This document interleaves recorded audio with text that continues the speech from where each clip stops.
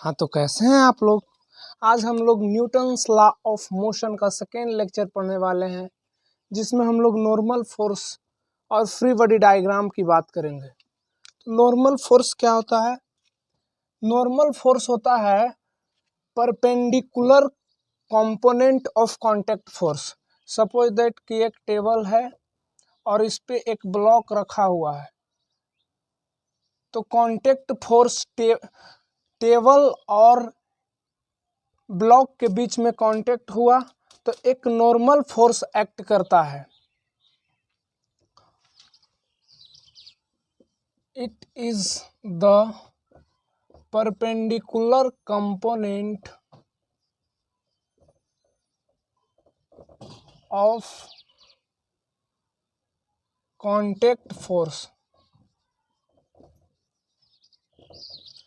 जब भी दो बॉडी एक दूसरे के कांटेक्ट में आएगा तो नॉर्मल फोर्स एग्जिस्ट करेगा।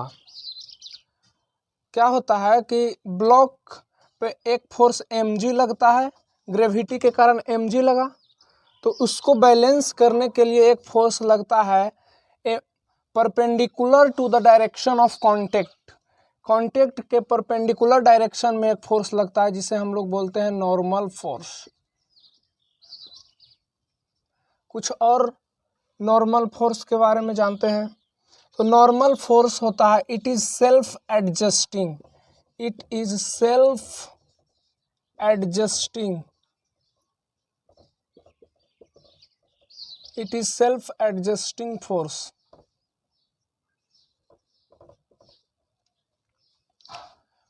अपने आप को सेल्फ एडजस्ट करता है। सपोज दैट टेबल पे ये 5 kg का ब्लॉक था, अगर हम इसे यहाँ पे 10 kg का ब्लॉक रखते हैं तो mg होगा 10g, नॉर्मल हो जाएगा mg के बराबर, नॉर्मल हो जाएगा mg के बराबर, तो नॉर्मल इक्वल टू 10g इस केस में। और इस केस में नॉर्मल क्या होगा? नॉर्मल होगा mg के बराबर, नॉर्मल होगा 5g। तो जो नॉर्मल फोर्स है सेल्फ एडजस्टिंग फोर्स है। It is perpendicular to the direction of contact. ये हमेशा direction perpendicular to the surface. It is perpendicular to the surface of contact. Perpendicular to the surface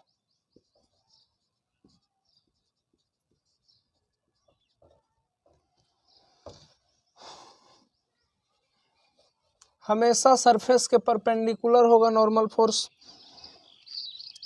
और इसे electromagnetic force के category में रखा गया है। It is electromagnetic force. Electromagnetic force. हम लोग नॉर्मल फोर्स के बारे में पढ़े हैं। सबसे पहले it is perpendicular component of contact force. यह कांटेक्ट फोर्स का परपेंडिकुलर कंपोनेंट होता है। सेल्फ एडजस्टिंग नेचर का होता है, हमेशा सरफेस का परपेंडिकुलर होता है, और इसे इलेक्ट्रोमैग्नेटिक फोर्स के कैटेगरी में रखा गया है। अच्छा, नॉर्मल फोर्स निकालने के लिए सबसे पहले हमें ज़रूरत होगा फ्री बॉडी डायग्राम का। तो हम लोग अब पढ़ते हैं फ्री बॉडी डायग्राम क्या होता है।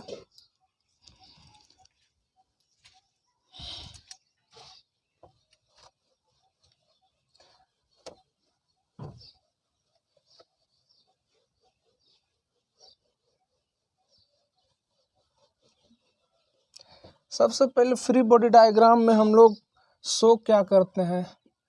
Free body diagram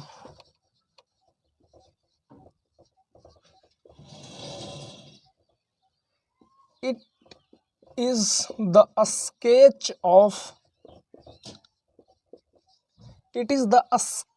of all the forces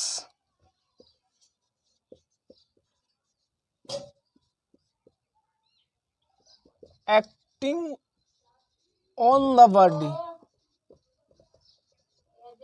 free body diagram में हम लोग स्केच बनाते हैं और उसमें हम लोग शो करते हैं कि जो भी फोर्स एक बॉडी पे एक्ट कर रहा है उसे हम लोग दर्शाते हैं।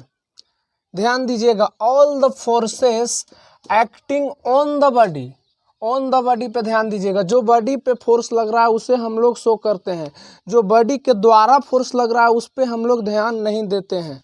सपोज दैट, फिर से वही एग्जांपल, एक टेबल है, उस पे एक ब्लॉक रखा गया है, हम लोग को इसका फ्री बॉडी डायग्राम बनाना है। तो इसे हम लोग इस तरह से ब्लॉक को बाहर निकालेंगे और एक फोर्स लगेगा mg, फोर्स ऑफ ग्रेविटी के कारण, और एक फोर्स लगेगा नॉर्मल फोर्स जो कि टेबल लगाएगा। तो हम लोग को नॉर्मल निकालना है, तो नॉर्मल क्या हो जाएगा, normal force equal to mg हो जाएगा। Normal force equal to mg हो गया। तो हम लोग को नॉर्मल पता चल गया, जितना इसका वेट रहेगा, सपोज दैट 5 kg है, तो नॉर्मल हो जाएगा 5g। नॉर्मल इक्वल टू, अगर g का वैल्यू 10 पुट कर लेंगे तो 50 न्यूटन। इसी तरह से कुछ और फ्री बॉडी डायग्राम हम लोग बनाएंगे।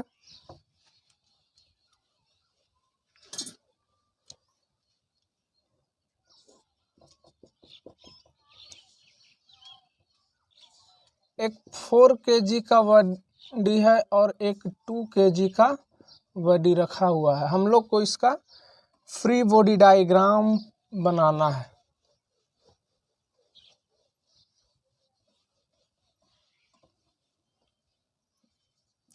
Draw free body diagram.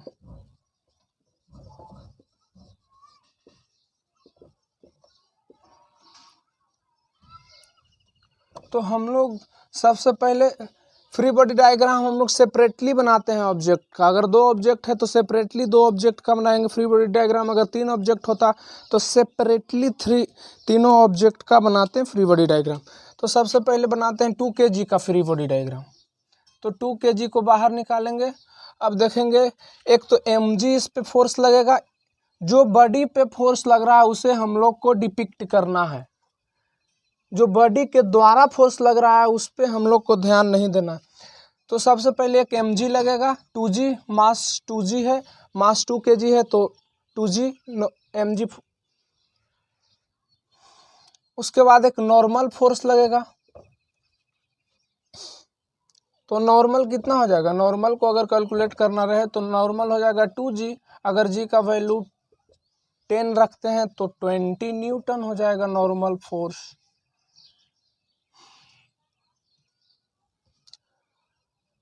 अगर 4 kg का अब हम लोग 4 kg का फ्री बॉडी डायग्राम बनाएंगे।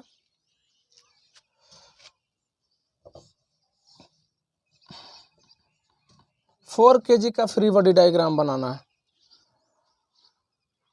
तो एक mg लगेगा और एक नॉर्मल लगेगा। अच्छा,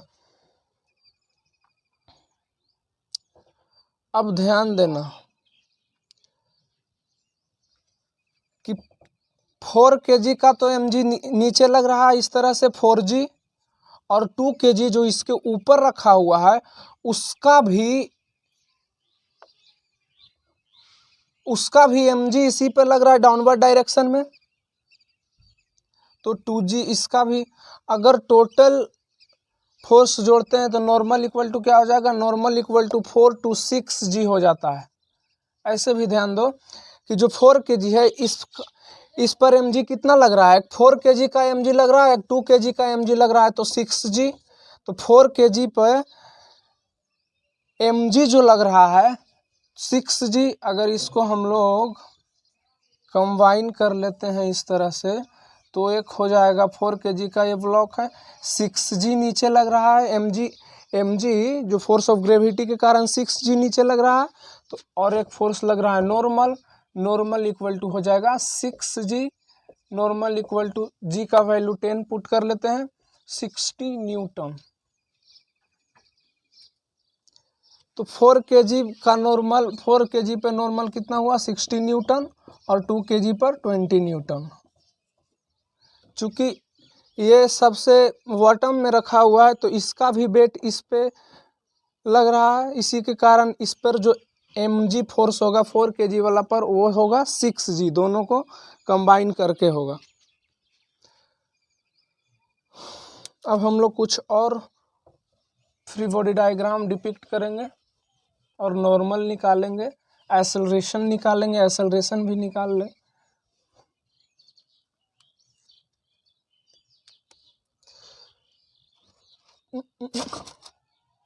अच्छा, एक सिस्टम है कुछ इस तरह से, फ्रिक्शनलेस सिस्टम है, फ्रिक्शनलेस।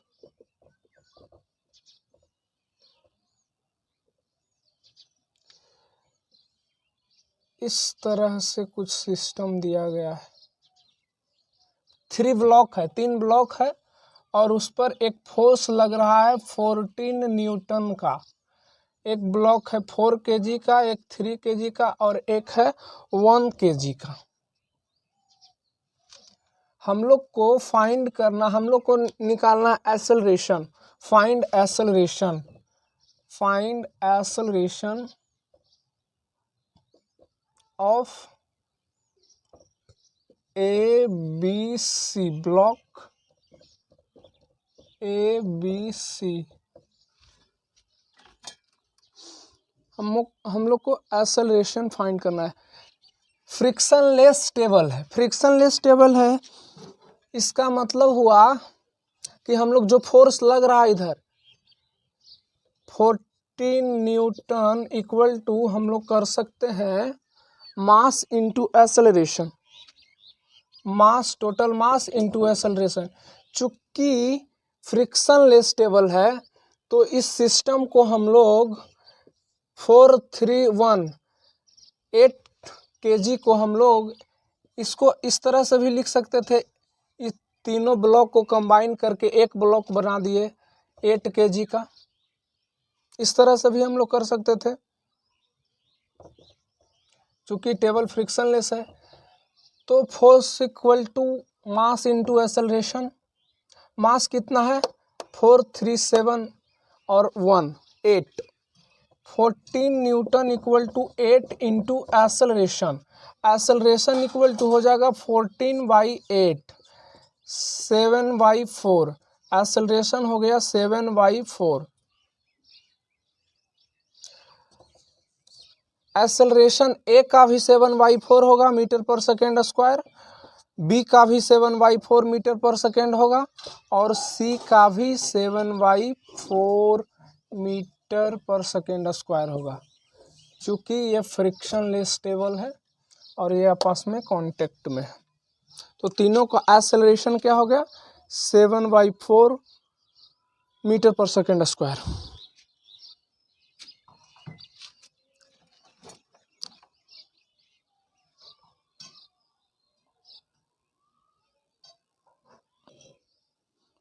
कुछ और फ्री बॉडी डायग्राम हम लोग बनाते हैं। सपोज दैट कुछ इस तरीके से, इसमें एक ब्लॉक है और इस तरह से कुछ है, ये टच किया है, एक पॉइंट पे टच किए हुए है, यहाँ भी टच है और यहाँ भी टच है। हम लोग को फ्री बॉडी डायग्राम बनाना है M1 और M2 मास का।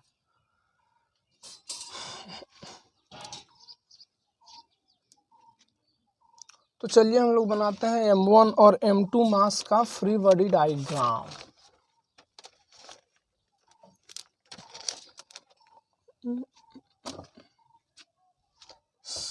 M1 का फ्री बॉडी डायग्राम,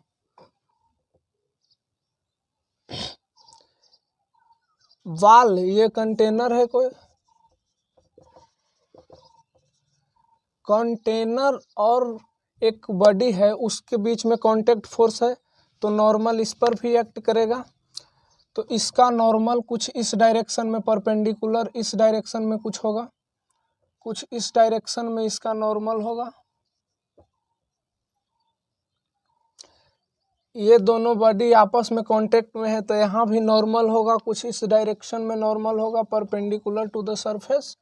और एक M1G, ग्रेविटी के कारण फोर्स लगेगा mg। m1 का फ्री बॉडी डायग्राम हुआ। अब हम लोग m2 का फ्री बॉडी डायग्राम बनाएंगे।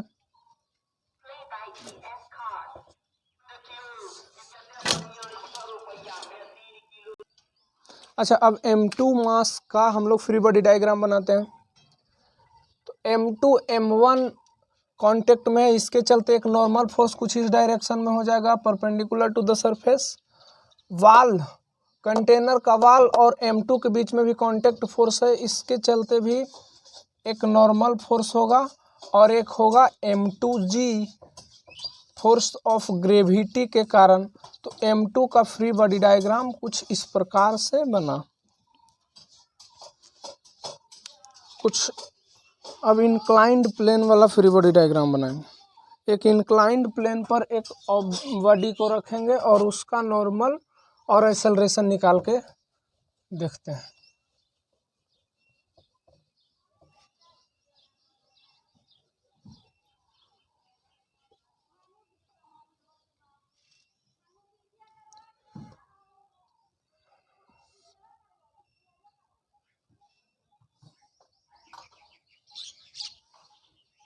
इंक्लाइंड प्लेन है,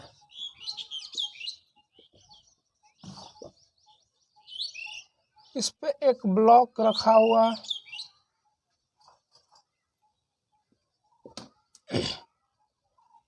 अब हम लोग को इसका नॉर्मल, पहले फ्री बॉडी डायग्राम बनाना है। Free body diagram,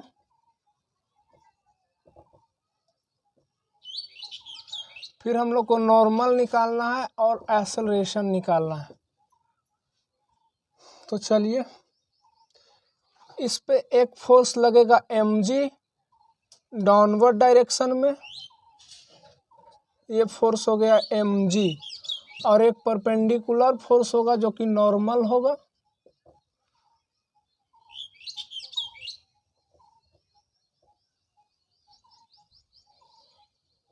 normal force हो गया।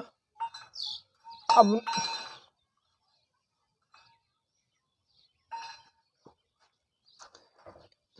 ये थीटा एंगल है, ये एंगल हो जाएगा 90 डिग्री, ये एंगल 90 डिग्री हो गया। नॉर्मल परपेंडिकुलर होता है तो ये एंगल, टोटल एंगल 90 डिग्री होगा। ये एंगल 90 डिग्री, तो ये एंगल कितना हो जाएगा, ये angle 90 minus theta, 90 minus theta, तो ये एंगल हो जाएगा थीटा। ये एंगल थीटा हो गया। तो ये कंपोनेंट क्या हो जाएगा, ये कंपोनेंट हो जाएगा mg cos थीटा। mg का कंपोनेंट है mg cos थीटा, जो थीटा के पास वाला होता है वो mg cos थीटा होता है। और इसका परपेंडिकुलर हो जाएगा mg sin थीटा, तो ये वाला कंपोनेंट हो जाएगा mg sin theta, sin theta. तो नॉर्मल को कौन बैलेंस कर रहा है, नॉर्मल को बैलेंस कर रहा है mg cos theta. Normal equal to mg cos theta. यहाँ पे नॉर्मल इक्वल टू mg नहीं है। पिछले केस में, पिछले बहुत सारे केस में हम लोग देख रहे थे नॉर्मल इक्वल टू mg हो रहा था, टेबल और ब्लॉक वाला एग्जाम्पल में। लेकिन यहाँ पे नॉर्मल इक्वल टू mg नहीं है, नॉर्मल इक्वल टू mg का cos थीटा कंपोनेंट है।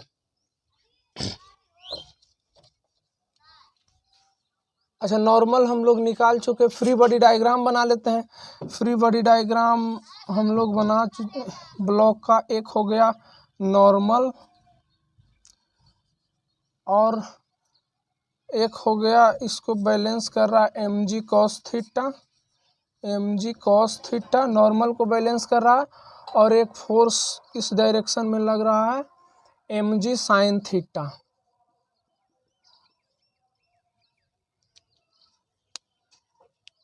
अच्छा देखो, mg sin थीटा फोर्स लग रहा है, तो इसके कारण क्या होता है, force equal to mass into acceleration. Force equal to mass into acceleration. Mass m है, फोर्स कितना लग रहा है mg साइन थीटा।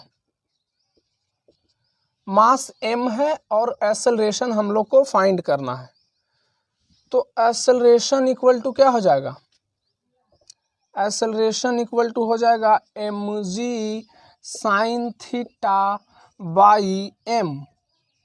m मर गया तो एक्सेलरेशन इक्वल टू हो गया g sine theta. Acceleration equal to g sine theta हो गया, normal equal to mg cos theta हो गया, और हम लोग फ्री बॉडी डायग्राम भी बना लिए।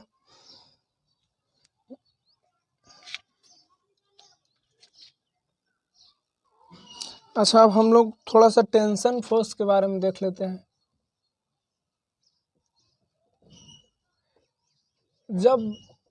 जब रोप या फिर पुली आएगा तो टेंशन फोर्स एग्जिस्ट करेगा। टेंशन फोर्स नॉर्मल फोर्स की तरह ही it is electromagnetic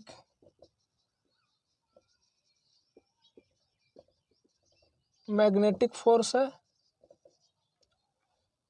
it is pulling in nature, it is pulling in nature.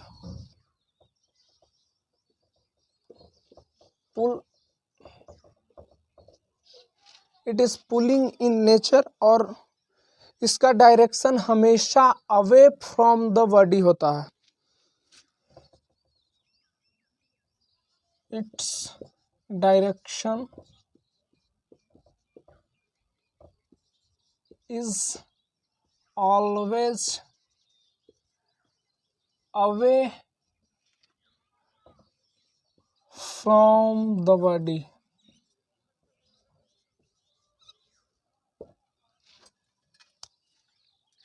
पुली के बारे में और रोप ऐसा सिस्टम टेंशन फोर्स जिसमें लगेगा, उसको हम लोग अगले लेक्चर में कवर करेंगे। उसमें भी एक्सेलरेशन फाइंड करेंगे और फिर टेंशन निकालेंगे, एक्सेलरेशन निकालेंगे। आज के लिए इतना ही।